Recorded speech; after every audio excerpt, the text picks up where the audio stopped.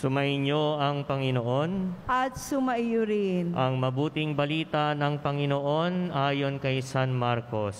Papuri sa iyo, Panginoon.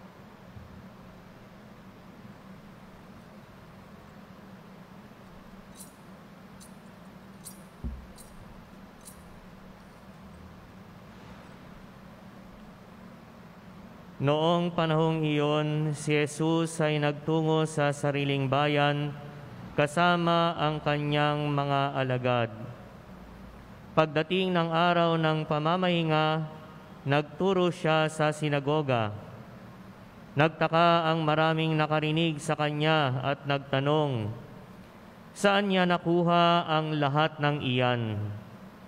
Anong karunungan itong ipinagkaloob sa kanya? Paano siya nakagagawa ng mga kababalaghan? Hindi ba ito ang karpinterong anak ni Maria at kapatid nina Santiago, Jose, Judas at Simon? Dito nakatira ang kanyang mga kapatid na babae, hindi ba? At siya'y ayaw nilang kilanlin. Kaya't sinabi ni Jesus sa kanila, ang propeta'y iginagalang ng lahat liban lamang ng kanyang mga kababayan, mga kamag-anak at mga kasambahay. Hindi siya nakagawa ng anumang kababalaghan doon, maliban sa pagpapatong ng kanyang mga kamay sa ilang may sakit upang pagalingin ang mga ito. Nagtaka siya sapagkat hindi sila sumampalataya. Ang mabuting balita ng Panginoon. Pinupuri ka namin, Panginoong Jesucristo.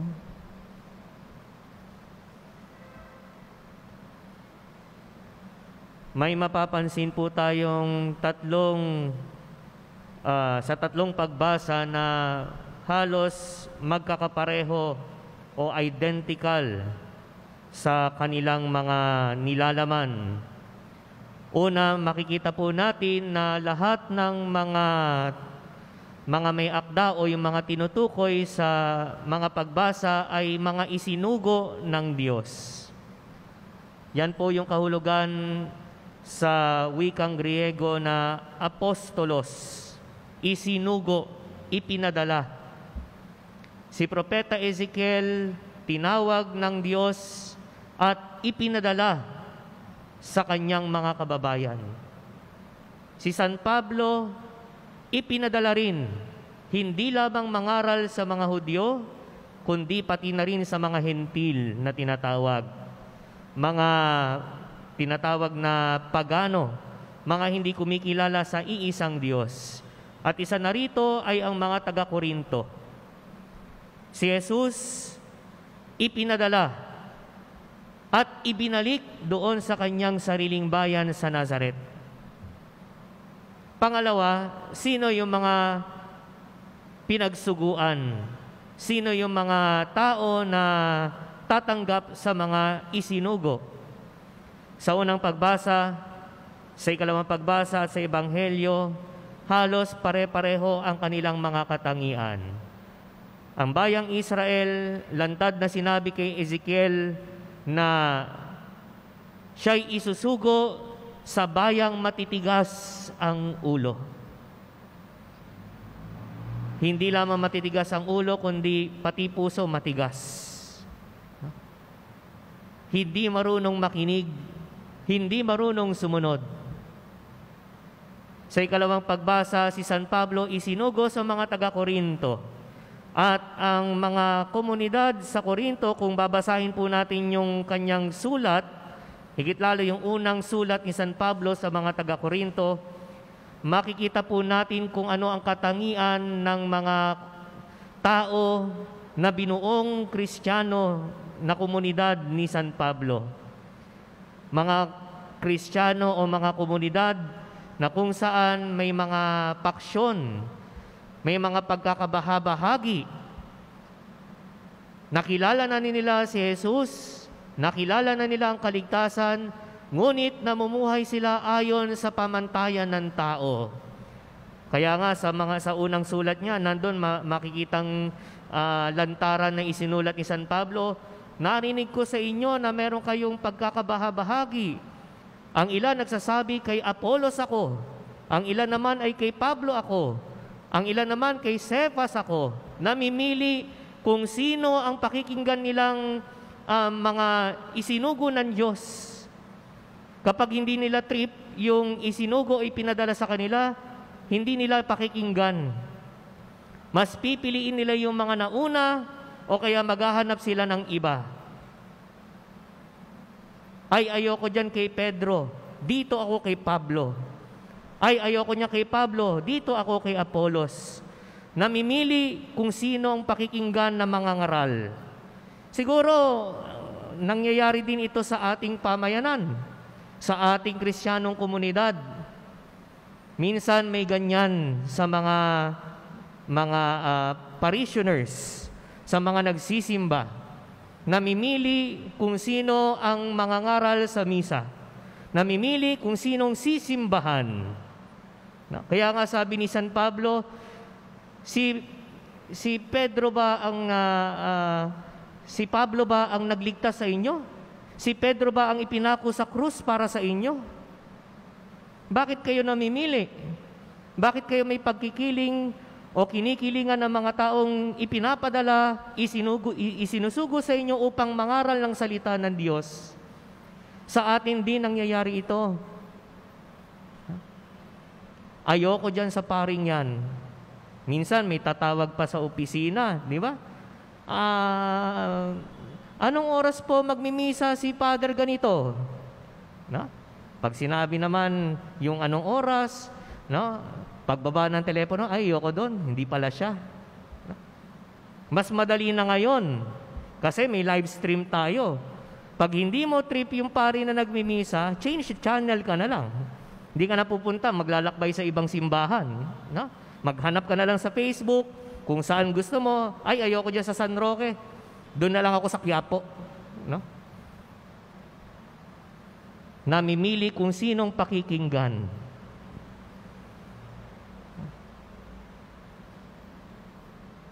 Kasing tigas ng ulo ng mga taga-Korinto. May paksyon na nangyayari sa mga parishioners sa Korinto. At gayon din, minsan nangyayari yan hindi lamang sa atin, kundi sa lahat siguro ng mga simbahan nangyayari yan. Na? May magsasabi pa na, ay, mas gusto ko dyan magmisang yan kasi gusto ko marinig, mag-homily yung paring yan. Yung iba naman, kasi pogi yung pare, no? Ayun ba naman, hindi kailangan yun ang tignan. Hindi naman yun. Bakit? May pangit bang pare? Tanong ko sa inyo, may pangit bang pare? Baka may isagot kayo rin sa tanong na to. May pari bang pangit? Nagkakaroon ng pagkakabahabahagi.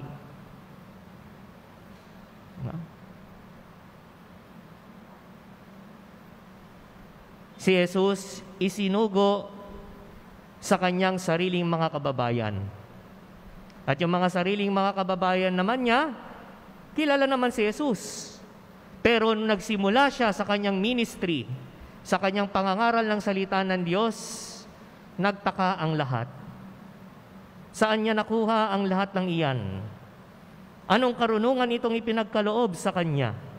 Paano siya nakakagawa ng mga kababalaghan, ng mga himala? Sa tatlong tanong na ito, nakikilala na nila sa presensya ni Jesus, may kakaiba.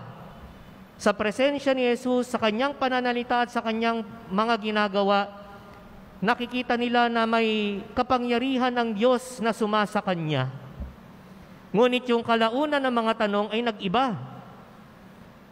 Hindi ba ito yung karpinterong anak ni Maria? Ito yung kapatid ni na Santiago, Jose, Judas at Simon. Dito nakatira ang kanyang mga kapatid na babae, hindi ba? Nangangahulugan dito mga kapatid ay mga pinsan ni Jesus. So nandun na, may pagkakakilala na sa kanyang pagkatao. Sa una, may kinikilala ng pagka-Diyos, presensya ng pagka-Diyos kay Jesus. Ngunit biglang kalaunan tumalon sa pagkakakilala nila sa pagiging tao lamang ni Jesus. At gayon din, minsan ganito rin ang nagiging reaksyon ng mga tao. At sa kauli-hulihan, sabi dito sa Ebanghelyo, siya'y ayaw nilang kilanlin. Sa ibang translation o sa literal na translation po, sabi doon, sila po ay naiskandalo. Para bang sinasabi ng Ebanghelistang si San Marcos, parang sobra naman magsalita ang taong ito. Hindi katanggap-tanggap na bagay sa kanyang katayuan bilang anak ng karpintero at sa pagkakakilala natin dito sa kanya sa Nazaret. Hindi maaaring mangyari ito. Kaya ayaw nilang kilanlin si Jesus. Ayaw nilang tanggapin si Jesus. So yun po yung mga pagkakapare-pareho na simula pa sa lumang tipan kay Propeta Ezekiel hanggang sa panahon ng Panginoong Jesus, hanggang sa panahon ni San Pablo, nariyan, no? Kung sino ang mga isinugo, kung sino ang mga tinawag ng Panginoon na isusugo, at kung saang mga tao o anumang klaseng tao sila isusugo, ipadadala. Pero ang mahalaga mga kapatid ay hindi dahil kailangang mangaral na tanggapin ang pangangaral ng isinugo, ng mga ipinadala. Makikita po natin sa pangungusap ng Diyos sa unang pagbasa ang dahilan kung bakit may mga propeta. Bakit tinawag si San Pablo at ang mga iba pang mga apostol?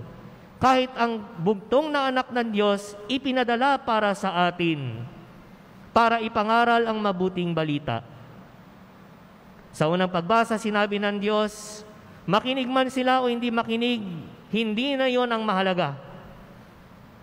Ang mabatid nila, ang malaman nila, mayroong propetang nasa piling nila. That is the mission of the prophet. That is the mission of the apostles. And even Jesus Himself, yan mismo ang pakay ng Diyos kung bakit ipinadala ang anak ng Diyos. Hindi mahalaga kung pakinggan siya ng kanyang sariling kababayan kung saan siya ipinadala. Ang mahalaga para sa mga propeta, mabatid nila sa kanilang presensya, may propetang nasa piling nila. May ipinadala ang Diyos sa piling nila. Nangaral mang tanggapin ng tao o hindi man tanggapin, yon ay pangalawa na lamang. Ang unang misyon ng isang propeta, mabatid nila, may ipinadalang tagapagsalita ang Diyos sa kanila, sa mga taong ito. Siguro sa atin din mga kapatid, paano natin imahihalin tulad na tayo rin ay mga isinugo ng Diyos. Tayo ay mga propeta ng Diyos. Wag lamang natin isipin na ang pagiging propeta ay nabibilang lamang sa aming mga pari at mga relyoso at relyosa. Bawat binyagan ay pinagkalooban ng tungkuling maging propeta. At ito ay pinagkaloob sa pamamagitan ng sakramento ng binyag. Tayo ay naging kabahagi sa tungkulin ni Jesus bilang isang pari, hari at propeta. At paano maging propeta? Hindi lamang ipangaral ang salita ng Diyos, kundi sumaksi sa katotohanan. Matutong pangaralan ang mga nagkakamali. At hindi na mahalaga kung tatanggapin ang iyong pangangaral o hindi. Hindi na mahalaga sa taong sasabihan mo ng tama o mali kung tatanggapin niya ang iyong sinasabi o hindi. Kung ikaw ay magulang, ikaw ay propeta para sa iyong mga anak. Kahit na may wastong gulang na sila at mga sariling desisyon. O higit lalo sa mga magulang na mayroon pang maliliit na pinapangaralan at inaalagaan at sinusubaybayan sa kanilang paglaki. Yan ay may tungkuling pagkapropeta sa iyong mga anak. At importante na sabihin sa kanila kung ano ang tama at mali. At kung mali ang kanilang ginagawa, kailangang sabihan sila. Kasi sinasabi ko ito dahil marami ngayong mga tao na, higit lalo mga magulang na pangaralan ng kanilang anak.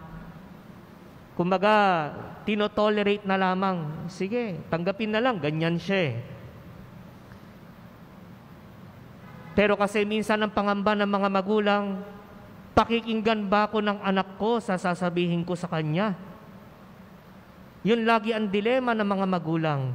Natatakot, baka hindi ako tanggapin, baka hindi ako pakinggan. At hindi lamang sa mga magulang, kahit kanino sa atin. Pakikinggan ba ako? Tatanggapin ba yung sasabihin ko? Kasi yan lagi ang aim natin. Dapat pakinggan nila. Dapat makinig sila. At kapag hindi nakinig, sasama ang loob mo. Hindi ka pinakinggan. Pero hindi na yun ang mahalaga. Ipinapakita sa atin, mga kapatid, sa mga pagbasa na ito, ang pagtanggap sa mga isinasabi natin na katotohanan sa ating kapwa ay pangalawa na lamang. That is secondary. Hindi yun ang pinakamahalaga. Ang pinakamahalaga, mga kapatid, mabatid nila na sa katigasan ng puso ng mga taong ito, may propeta sa piling nila. May isinugo ang Diyos para sa kanila. Yan ang pinakamahalaga. Kaya nga, para din sa akin, kung ibabahagi ko sa aking sariling pagninilay ang pagbasang ito, hindi na mahalaga kung makinig kayo o hindi. Hindi na mahalaga kung mag-change channel kayo o hindi. Hindi na mahalaga kung sinong pipiliin ninyong pare o hindi na mimisahan o sisimbahan. Hindi na yung mahalaga para sa akin. Ang mahalaga, yung presensya na tungkulin na ako'y pinadala ng Diyos at malaman ng tao may propetang ipinadala para sa parokyang ito.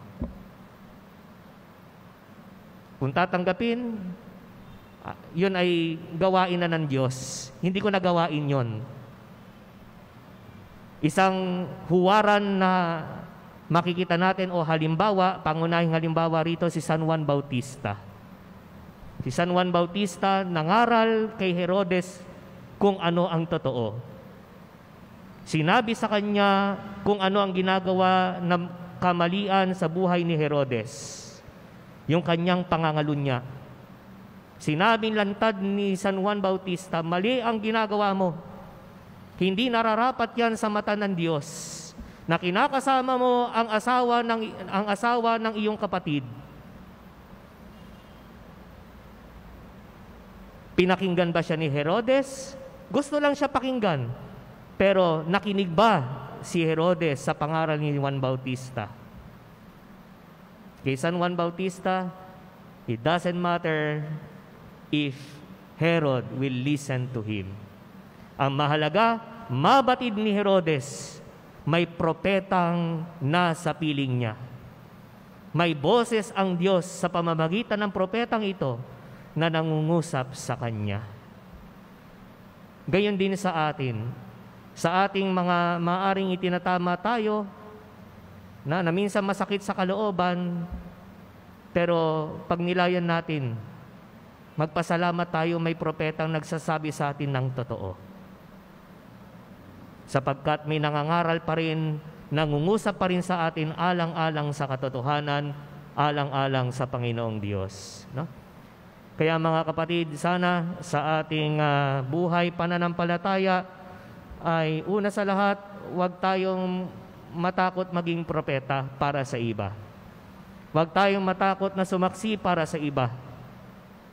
Ang mahalaga ay yung presensya ng Diyos maramdaman ng mga taong ipinadadala sa atin. Kung sa iyong pamilya, ang iyong pamilya. Kung sa iyong mga katrabaho, sa iyong mga katrabaho. Kung sa iyong mga kaibigan, sa iyong mga kaibigan. Mabatid nila, may propeta sa piling nila. Nangangaral hindi lamang ng salita ng Diyos, nangangaral ng katotohanan o sumasaksi para sa Panginoong Hesukristo.